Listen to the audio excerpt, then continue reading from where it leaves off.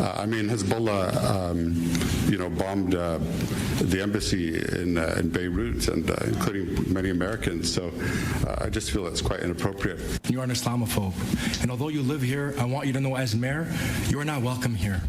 And the day you move out of the city will be the day that I launch a parade celebrating the fact that you moved out of the city, because you are not somebody who believes in coexistence. So that's the reaction from this mayor. If you don't agree with me, get out of my city. You don't belong here.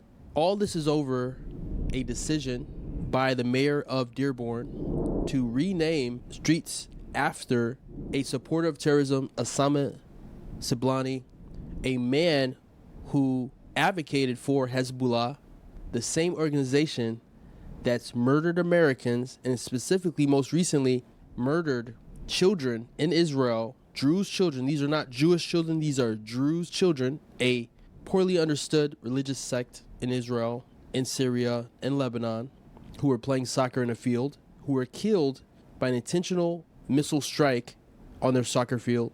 This is what the mayor of Dearborn is supporting, and that's what he's upset about when he said that this resident is not a supporter of coexistence.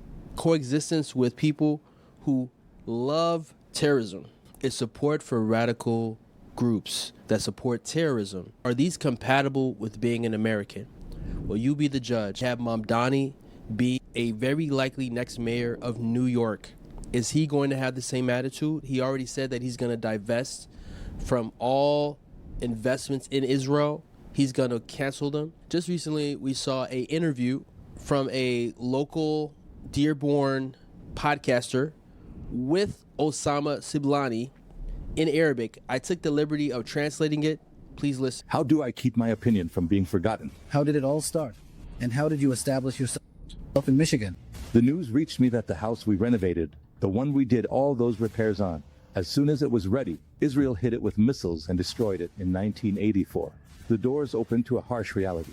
For example, I can tell you, my life was threatened.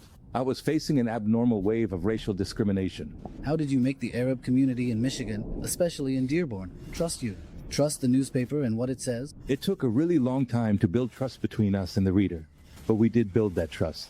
Do you think Osama al-Siblani helped establish the Arab community in Michigan? I'm proud to say that I was one of the contributors. Weren't you afraid? Not at all, because someone who has willpower, who has a cause, who is fighting, who stands up and defends a cause he believes in, is never afraid. Those are the real heroes. I was never afraid of anyone. Even after 9/11, there were very few attacks on Muslims. Why would he be afraid? And it's interesting, you can tell he blames Israel for his home being destroyed, when he should blame Hezbollah, he should blame Hamas, he should blame all the agitators, all the people trying to destroy the state of Israel. Instead, he blames, of course, Israel. He blames the Jews. You're from in Lebanon. I'm from Baalbek, Lebanon, proudly, by the Quran. How did Osama al-Siblani get a passport for your mother? It took 4 or 5 years to get my green card. President Ronald Reagan gave me citizenship. It's a great country. He sees America for the rich land and for the potential for him to take advantage. But he doesn't like America for what it is, a mostly Christian country. And he says, by the Quran, I'm from Lebanon. Remember, Lebanon was a Christian country originally. Originally, it was about 70% Christian. And over time, more and more Muslims came in through illegal immigration. They came in through illegal immigration and they took the country over. And now there's only like 30% or less of Christians. That's the plan that they have for the United States. At least if you just look at what's happening. They're coming here, but they're not abandoning their revolutionary mindset to change the country to fit Islam. I'm not trying to be alarmist here. Just listen to what they themselves say. Just listen to them. Because someone who has willpower, who has a cause, who is fighting and standing up and defending a cause they believe in, is never afraid. Those heroes in Gaza, should I be more afraid than them? Never. Leaders of Gaza, he sees them as heroes. They started a war on October 7th that completely destroyed Gaza. We're just going to read a few statements of his. Osama Siblani, the publisher of Arabic American News, has a long history of making comments critical of Israel, its government, its policies towards Palestinians, referring to them as occupier and oppressor.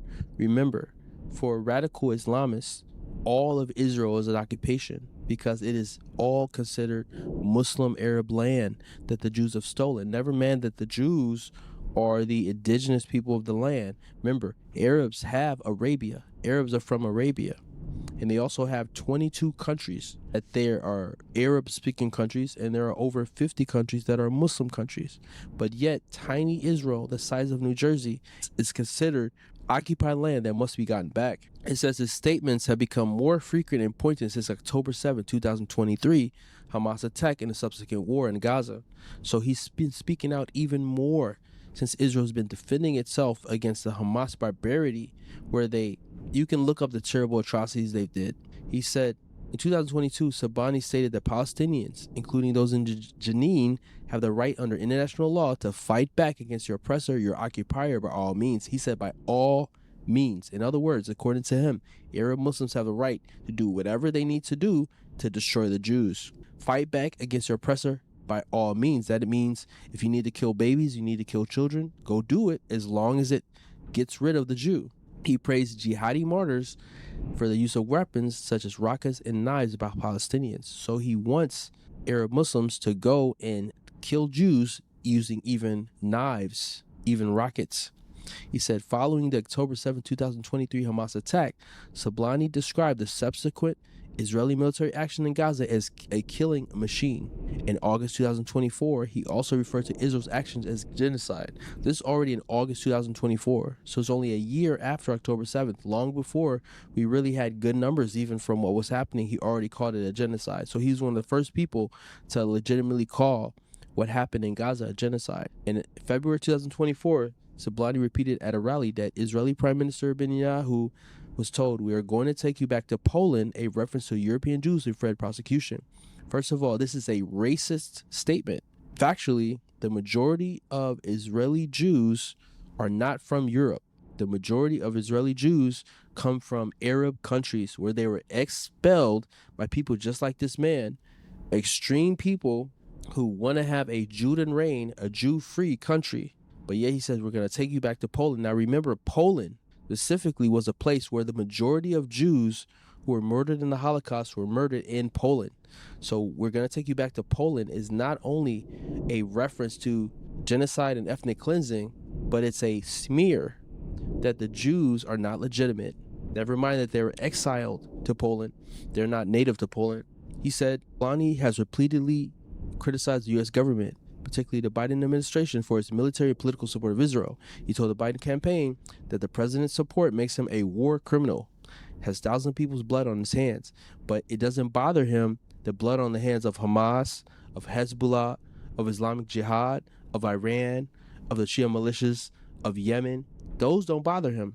Only the blood on the hands of American soldiers who are fighting to protect, truthfully, American democracy, the ability of America to move freely, Americans to move freely through the world, that's blood. But he doesn't consider the murders of these terrorist organizations, that's not blood.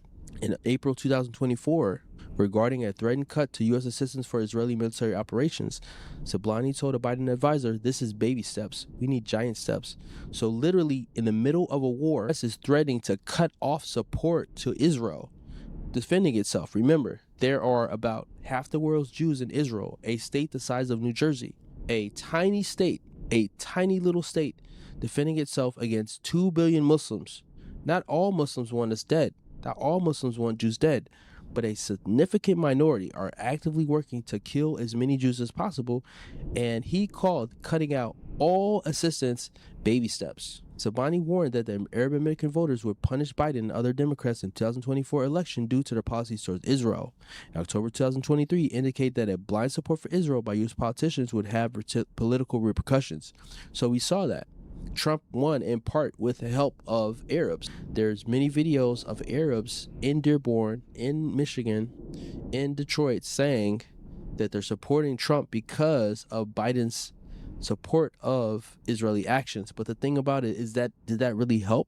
The truth is that Israel, faced with what happened on October 7th, has no choice but to go full tilt against any who want to kill Israel, because remember, they said they would do it over and over and over again. I could play that too. You can look it up for yourself. They said on Arabic TV that they would do it over and over and over again. So Israel has no choice. Israel has no choice but to do what it's doing. And all America can do is decide to either help or not help. But the main purpose of the Israeli government in the country of Israel as it exists today is to protect Jewish lives. So when you kill 1,200 Jews in one day, I'm sorry, but the state of Israel is going to destroy you. They're going to destroy you. They don't have a choice, because the government of Israel cannot survive if it stands by and lets that many Jews die that quickly. Because if you add that up, let's just add that up. Let's say that would continue and 1,200 Jews would be killed every day for, let's say, a year. Then we're talking about 43,000 Jews would die in a year. And so it's just insane numbers. It's impossible that Israel can stand by and not do anything. Hamas. Siblani has stated that he does not consider Hamas a terrorist organization, rather a response to occupation, brutality, and apartheid. He added that every time Israel kills a Hamas fighter, they bring new ones who will be even worse. Hezbollah, 2006. Siblani led a rally where the crowd chanted Hezbollah, Hezbollah, after he asked, who is a freedom fighter? Who is a freedom fighter? Hezbollah, Hezbollah. Who is a freedom fighter? Hezbollah, Hezbollah. That's what they chanted. In America, in the United States, literally praising organizations that murdered American servicemen. Over 280 American servicemen were killed by Hezbollah. In September 2004, he reportedly assured a crowd chanting death to Israel that Hezbollah was invading northern Israel and would take care of the job. Siblani also said that many in the Middle East view Hezbollah as a freedom fighting group, but he does not promote them. So he's playing this game. He's literally actively promoting terrorism, but then he says, oh, they're just freedom fighters. They're not freedom fighters. What freedom are they fighting for? They're fighting for the freedom to murder as many Jews as possible. He called the conflict through the lens of Palestinian resistance against Israeli occupation and oppression. So in other words, Jews just being in the land, that's occupation. Jews don't belong, according to him.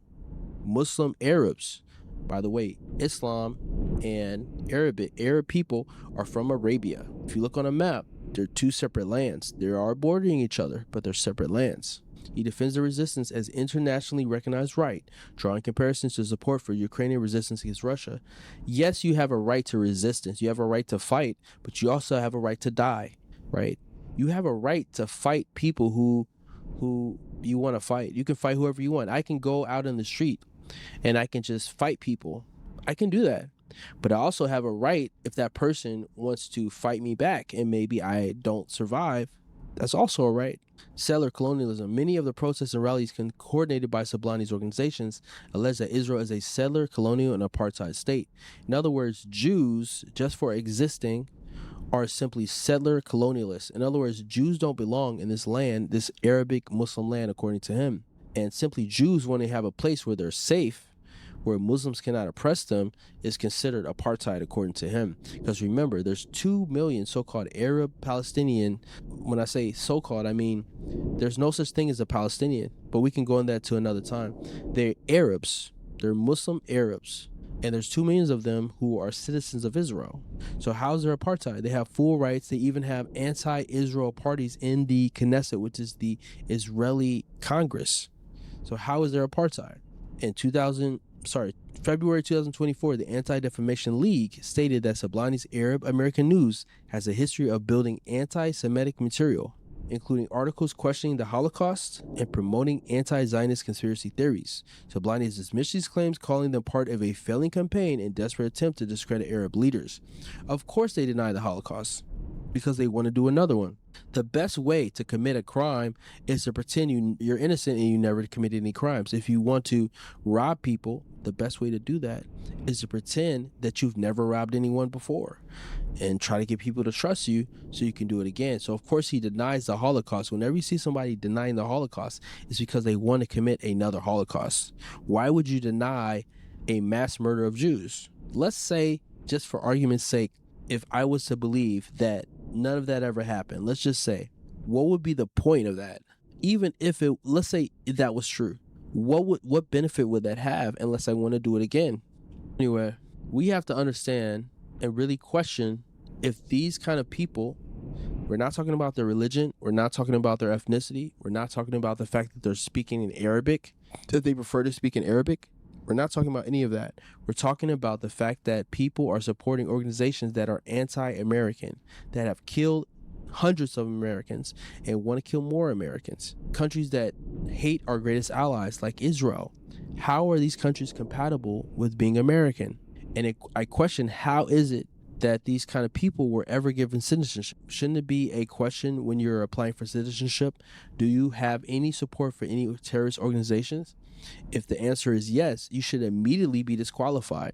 And why are we accepting people from war-torn countries where a lot of times they brought that war, they caused that war? Why are we taking people from places like Afghanistan, Syria, Lebanon, these kind of places? What is the goal? What is the benefit in bringing these kind of people here? They don't leave that radicalization at the door when they come to the country. They bring that trauma, that radicalization, that extreme thought process into our country, and they start growing that here.